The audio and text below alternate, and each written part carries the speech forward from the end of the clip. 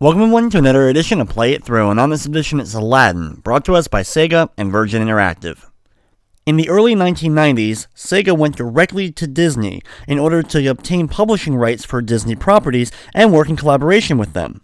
Sega then commissioned Virgin Interactive to make the Aladdin game. Virgin teamed up directly with Disney animators to come up with digicell, a technology that would take actual animation and put it into video game form. The process overall makes for an extremely colorful and amazing title on the Genesis. So here we go with Aladdin for the Sega Genesis. When you start up the game, you can of course go down to the options menu, check out a few things including the difficulty, and I will be playing on the most difficult setting. While I think for the most part the game remains the same, enemies do more damage to you. When you then start up the game, you get to see all the different icons you can find around the game, including the health power-ups, gems, Abu tokens, Genie tokens, and Aladdin tokens.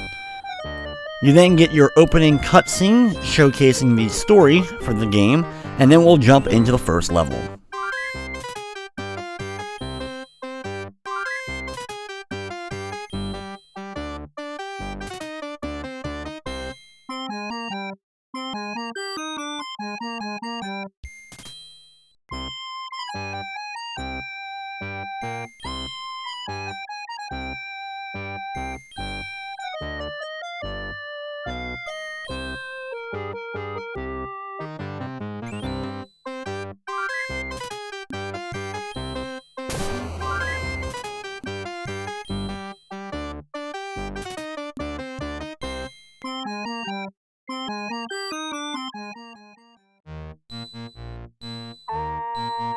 The first level of the game is the AGRABAH market, and once the game starts up, the music is instantly recognizable from the film. And I have to say, overall, I do like the soundtrack better on the Sega Genesis than the Capcom Disney counterpart on the SNES. In the game itself, you'll be using two different types of weapons to take out your enemies. Apples, which will defeat most enemies in the game, as well as you also have a sword for close-up combat. You'll find yourself being able to get into little bits of sword duels with a lot of the enemies, being able to deflect items such as flying knives with these guys, as well as just flat out having back and forth attacks with some of the bigger enemies in the game. The animations are quite stellar for the time, seeing the different looks on the faces of the different enemies when attacking them, or when they're interacting themselves with the hot coals on the ground. In the upper left corner of the game is the magic lamp that showcases also your health. The amount of smoke coming out of the magic lamp, when that all dissipates, you end up losing your life. Now it does warn you with a flashing animation on the lamp itself when you're getting close to the end of your health. In the upper right corner is your current score, and at the bottom of the screen is your apple count, which you can hold up to 99 apples, as well as your life count on the left side and the gem count to the left of the apples. Now the gem count you can be used to either buy items, such as from the merchant that we just passed, buying extra lives and wishes, aka continues. Also in the levels are Genie tokens, which allow you to take spins on the bonus wheel at the end of each stage. Here you'll either get an instant lose where you lose all your Genie tokens if you land on Jafar, but you can also pick up apples, gems, and extra lives. Also contained in the game are 3 Abu tokens. Now these tokens will take you to a minigame. There's one in the first level, the third level, and the fourth levels of the game, with the ones for the first and third level taking you to the same bonus game, with the one in the fourth level taking you to a slightly different bonus level. I won't be showing the one for the first 2 Abu levels, but I will showcase the third one. The first ones, even if you are able to complete them, and they are extremely tough to do so, you only end up netting yourself 1 extra life, and you can find plenty of extra lives throughout the actual levels. The third one, inside the Cave of Wonder, is much more manageable and easier to complete. The second level of the game is the desert level, with a little bit of a different theme and a pretty cool song that I've always enjoyed in the background. In the level, your goal is to find one half of the golden scarab. You'll have to locate it at one point and it'll fly off to the other part of the level where you'll finally be able to pick it up. Throughout this stage, and many of the other stages in the game, there are sometimes hidden passages that will either help you out, or take you to the location of hidden items, such as continues or Genie tokens. As far as platforming goes, there's a bunch of variety to it, whether it's shimmying across, climbing up and down ropes, different ledges, being able to stand on trees as you slowly fall through them the longer you stand on them, as well as different types of springs to launch you up. One thing in the game though when it comes to the platforming is your momentum. When you're trying to do a jump, if you are hit mid-jump, it will slow your momentum. When this ends up happening, it can cause you to end up missing your jump. And while this doesn't really affect you in the early levels, as there's really no pits to deal with, however, the later levels of the game have quite a few for you to deal with. You may have noticed this a little bit ago, I was able to find the golden scarab for the first time. Dropping down here, I find it for the second time, located in a little alcove. Thankfully, they're really not too far out of the way, so they're pretty easy to find. And then after passing Abu, jumping on that last guard, which is always a funny animation, I grab the golden scarab on the far right side.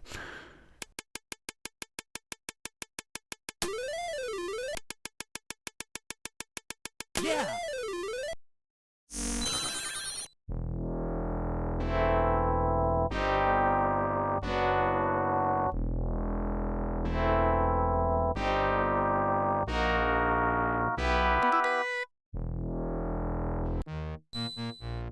The third level of the game is the AGRABAH rooftops. Now, different in this level is you'll have to find flutes in the stage in order to continue. Thankfully, it's not one of those levels where you have to find them all, and then by the time you get to the end, it then tells you have to go back and grab more. The game does a slow progression. You find a flute, and then the next available area opens up for you. For example, finding the flute on the left side here gets one of the ropes to appear. We then take the flying magical rope upwards and grab the next flute, repeat the process until we finally get to that third and final rope, and we're able to get up high enough to continue on. Watch out for the ropes though, as there is a snake charmer always nearby on some of these ropes, and he will have his snake jump up and grab you. Here we're going to slide along the rope down to the lower left and then climb up the left rope. Anytime that you see one of those blue vases, that is a checkpoint in the game. When you've turned it from the vase to the genie face, you know you've activated it. The game does a thankfully good job of giving you a good amount of checkpoints, especially in some of the harder levels, with the exception of really one stage that you have to beat in one go, and it's one of the tougher challenges, as we'll get to later.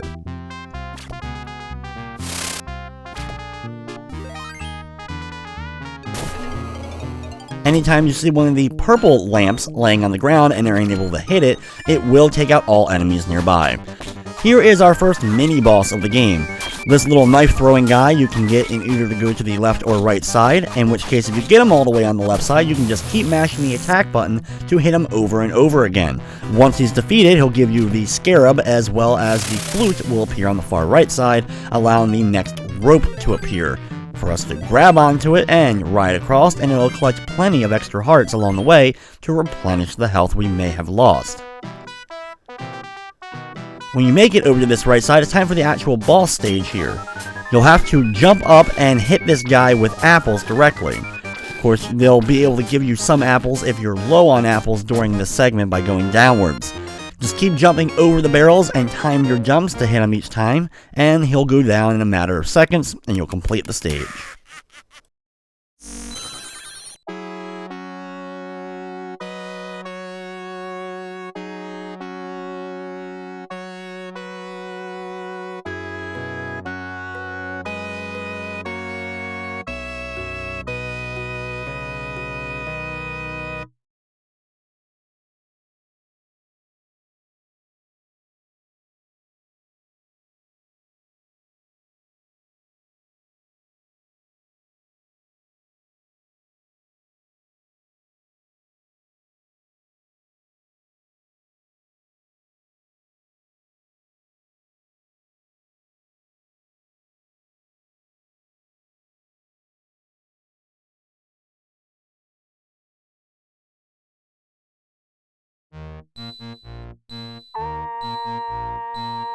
The next level of the game is the Sultan's Dungeon. Now, this is kind of the first challenging level of the game. Introduced here are not only spike traps and other traps set up along, including the wrecking balls like here. You'll also have to deal with bats, and everyone loves bats, right? Well, there's plenty of them to deal with in this stage. Also here is the very weird enemy of the exploding skeleton. He appears with a bomb for a head, and then he'll replace the bomb with his skull, and when he does so, he'll then explode and bones will go flying everywhere. Not only does the explosion hit you, but also each individual bone. Sometimes you may be platforming and all of a sudden get hit by something you really didn't see. It was most likely one of these bones, or one of those bats. If you do attack the skeleton though before he explodes, you can negate him exploding. There's also a fair amount of cool Easter eggs throughout the game, including Mickey Mouse ears on skeletons. You can even find Sebastian from The Little Mermaid hanging out on the walls. There's also other various Disney characters that make subtle appearances throughout. Another tough part about this level in particular is the disappearing and reappearing platforms in the form of the big squares that will pop out of the walls and then a few seconds later retract, having you have to alternate going back and forth. Even using them here, for example, waiting for it to pop out and jumping over to the other side before the spike comes out and hurts you. The timing on these, thankfully, is consistent, unlike some games where you'll have them at different speeds depending upon how you're going or where you're at. But overall, they're always an annoyance in a game. Here, wait for the platform to appear and then start working your way upwards. Even sometimes with the right timing, you may end up finding yourself just being a hair off and end up falling through. While climbing up, also be careful, there are enemies here, and like I said, if they do end up hitting you when you're trying to make one of your jumps, it will end up causing the momentum to stop and you may end up falling down. Jump on the left or right side here. The left side has a skeleton, the right side has an enemy. Take out one or the other, and after that, then continue your way up using the chains and the rest of the platforms. After running past one more enemy, you'll find the exit, and we move on to the next level.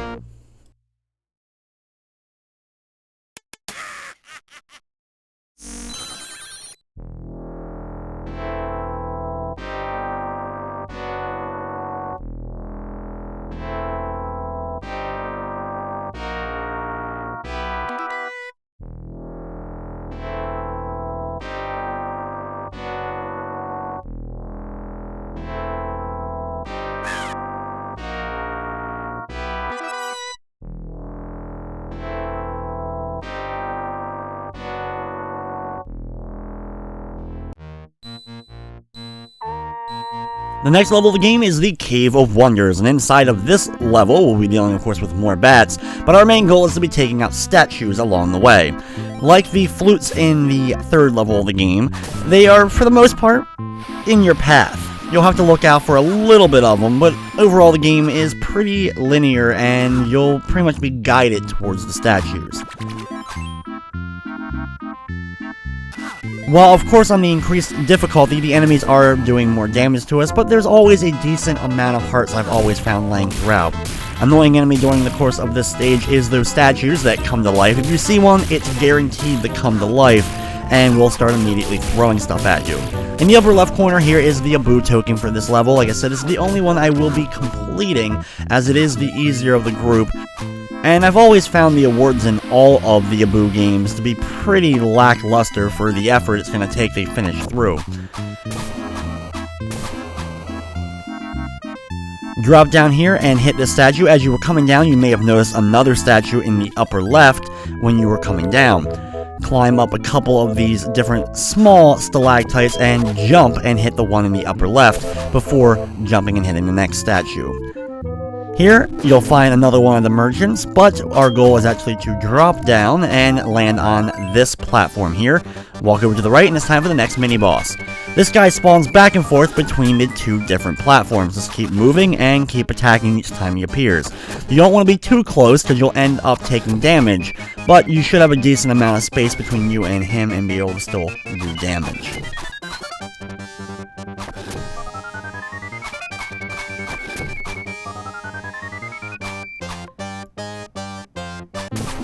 It won't take too long, and once the boss is defeated, you'll have to be sure to go over to the left side and then come back. If you're already on the right, the magic carpet for some reason just won't spawn, so you may have to walk off screen for a second, then come back, and the magic carpet will be there, and you can ride it down to the lower left corner.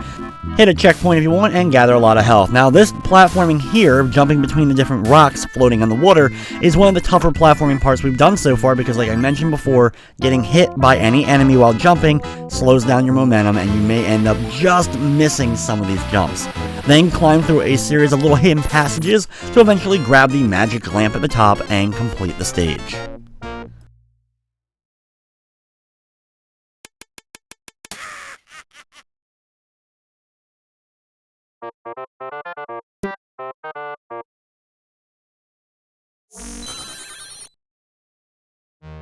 Here we go with the bonus level that we're going to be completing in the game, Abu in the Cave. And here, your goal is to, of course, not get hit at all. One hit in any of the bonus games will instantly end the game. Throughout, you'll collect different gems and other items, and having to do a ton of dodging in the meantime. The patterns do always remain the same as far as all the hazards. The worst part of the cave section is the bats, as even when you're swinging wildly with Abu trying to keep hitting those bats, they will sometimes sneak in and end up hitting you. There are a few safe areas depending upon what's going on, whether it's rolling rocks or other things falling from the ceiling, and the level doesn't last too long before you end up completing it.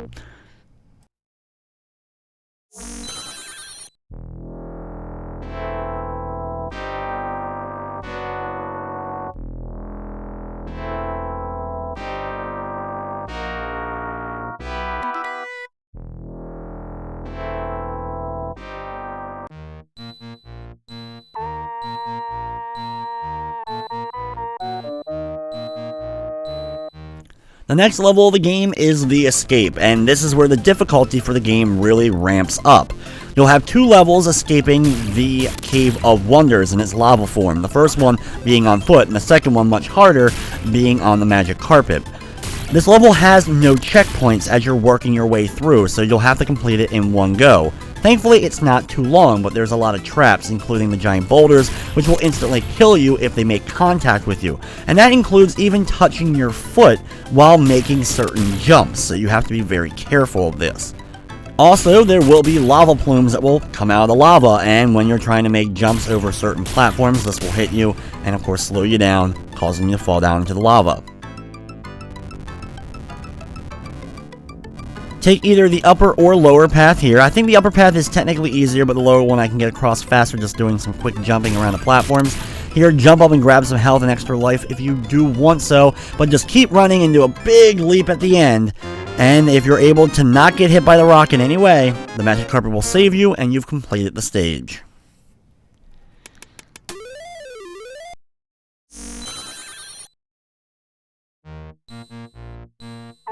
The next level of the game is the Rug Ride. Here you're riding on the magic carpet, escaping from the giant lava wave behind you and dodging tons of rocks. The rocks are instant death if they make contact with you. Along the way you can collect apples, which you can see we already have 99 apples, the reason why we're not collecting any more. Genie's finger will appear at times and point up or down, sometimes pointing both directions. Of course, the arrow that he's pointing to, that's where you want to go, either to the bottom of the screen, to the top of the screen. When he has both going, that means it's either or, but not the middle. That's the key there. Also, when it gets really going, there's question marks, and it won't tell you which arrow and which way to go, so you'll just have to pick one. Usually it ends up being down, but the only way to really test this level and get through it is either by using a guide, which will have step-by-step of which way to go each time, or playing it over and over again and completely memorizing it. There are a couple extra pickups like extra lives throughout the level, but honestly they're not worth trying to actually grab, though if you are having trouble, just picking up one of these, of course, will just have you keep playing the level. Now, one thing about the game that I noticed as a kid, that if you die enough times, it will actually skip the level and you'll be able to continue on. Thankfully, they realized that this stage was going to be really tough for some people, and they wanted to make sure that you would be able to see later parts of the game. There's also a level skip code that you can put in at any time during the game by pausing it and putting in a button combination, and doing so will skip the level you're currently on. I'm sure many kids found this code and would use it to skip through this level in particular. The level, though, isn't that long, so just like the previous one, there is no checkpoints, but You can definitely have a big sigh of relief and feel pretty good once you're able to complete it.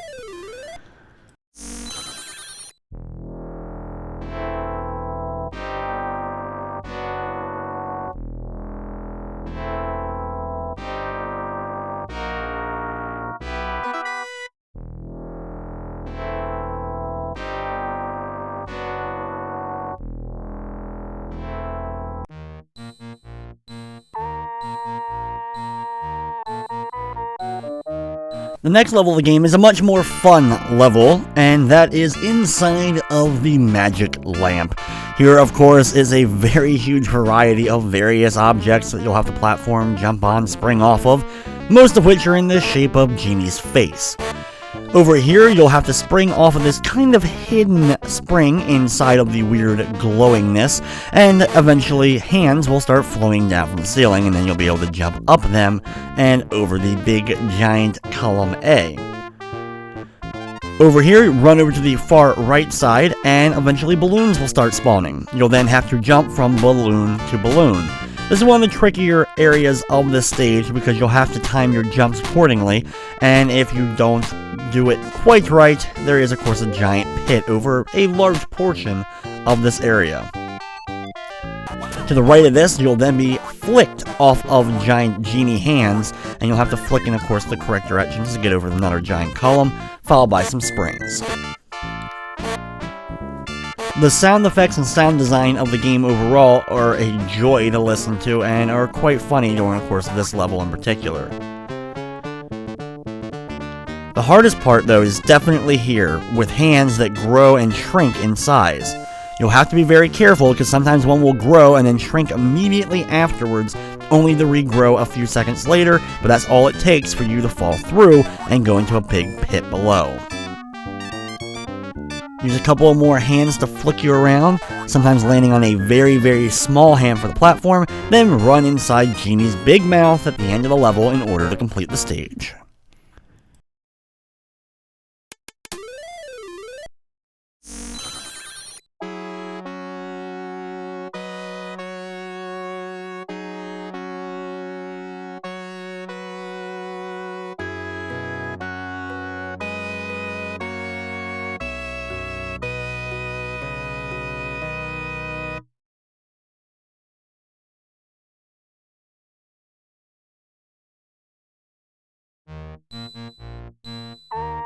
The next level of the game is the Sultan's Palace. You'll start off on some stone platforms as well as jump on flamingos, using them as platforms to help you along.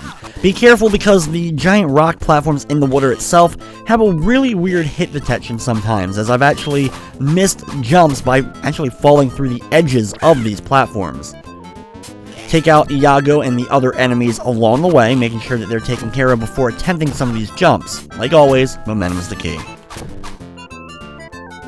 At the end of this series of platforms will be the magic carpet, and you can ride it epically, as Aladdin always has an amazing pose while riding on top of the magic carpet, and make it into this area here when you'll be able to climb up some ropes. Well, our goal is to get over to the far right side here and over that little column. We'll instead have to go to the left, jump off the balcony, and ride the magic carpet around, dealing with some enemies along the way, collecting some items, and eventually it will take us back up and over the balcony we were just on and over that little ledge.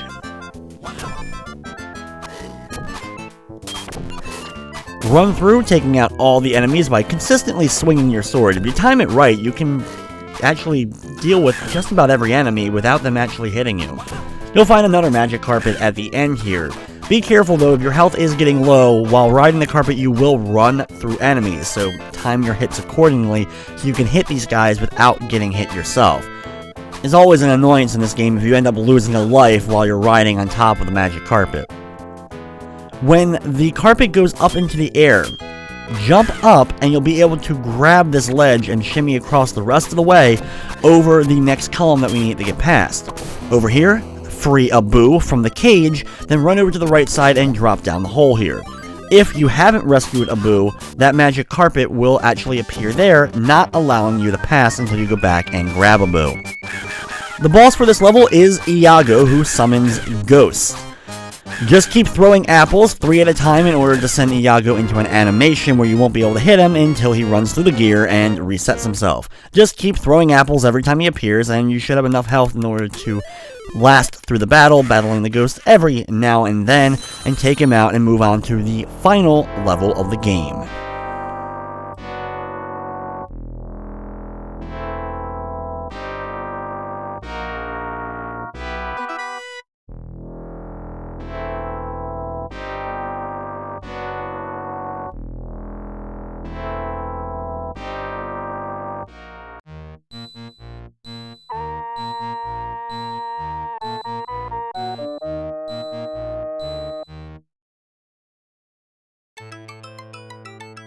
The final level of the game is JAFAR'S Palace. Now, this level has a ton of enemies, of course, including those statues we battled in the Cave of Wonders earlier on in the game, as well as lots of spike platforms that you'll have to jump around, and fire that will run across the ground itself. You'll be able to escape the fire by jumping up to one of these different platforms that is just slightly above you. Drop down here, watch out for spikes and wrecking balls as you're working your way down to the bottom. Once down here, start moving across these platforms, taking out the enemy just ahead of you before attempting to make some of these jumps.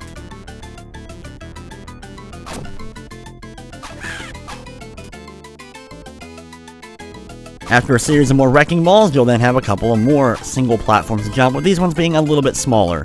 As long as the wrecking ball doesn't hit you, you should be able to make the jumps just fine.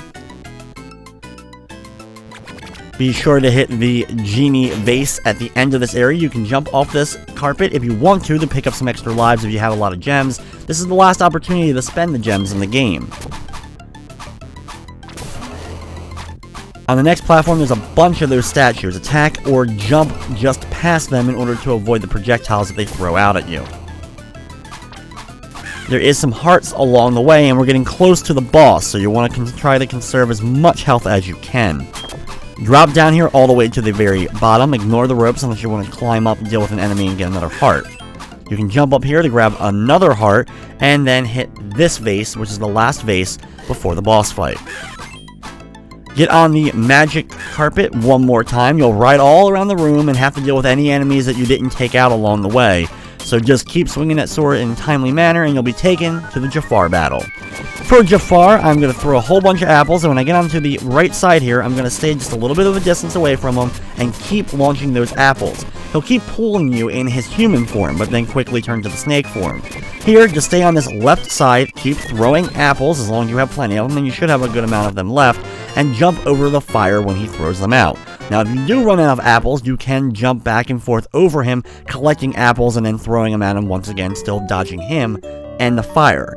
But if you have a lot of apples going into the fight, it shouldn't take you too long, and you can enjoy the very brief ending and then the credits for Aladdin on the Sega Genesis.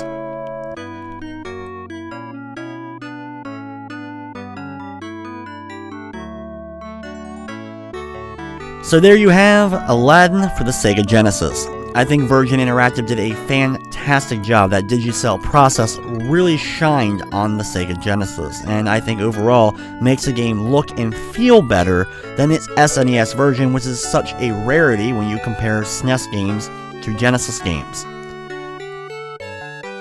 Of course, nostalgia factor does come into play here, as I played this version a ton more. I received it for a birthday gift when I was younger, and I played it so many times that the game is pretty much second nature at this point. And whether you prefer the SNES version or the Sega Genesis, I think it can be agreed that both games are very fun to play and great examples of a licensed game doing well. There was also, of course, another version of Aladdin made for the Sega Master System and Game Gear. Interesting, this version of the game was ported over to the NES. It wasn't ported over very well. It was released only in Europe, and it can be hard to get a hold of, and honestly, it's not worth the time. It's funny to note, though, that the SNES version was also ported to the NES. Not officially, but by a pirate company. Actually, a couple of different pirate companies released versions of Aladdin for the NES. One version in particular of the SNES version is actually well done and much better than the official NES release of this version of the game.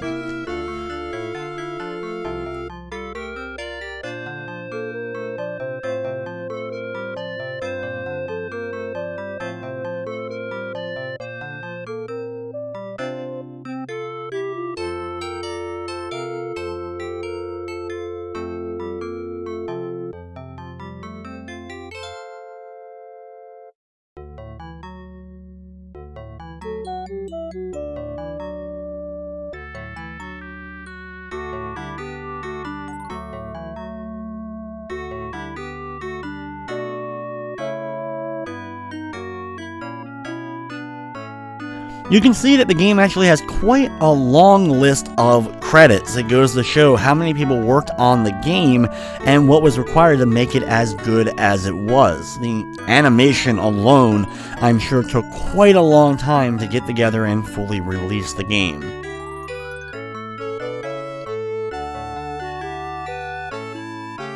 After the credits are done wrapping up, it'll go back to the Sega logo, and then go back to the main menu. You can start the game all over again. But with that, that's going to wrap up this edition of Play It Through. I'd like to thank you for watching, and of course, I hope you enjoyed.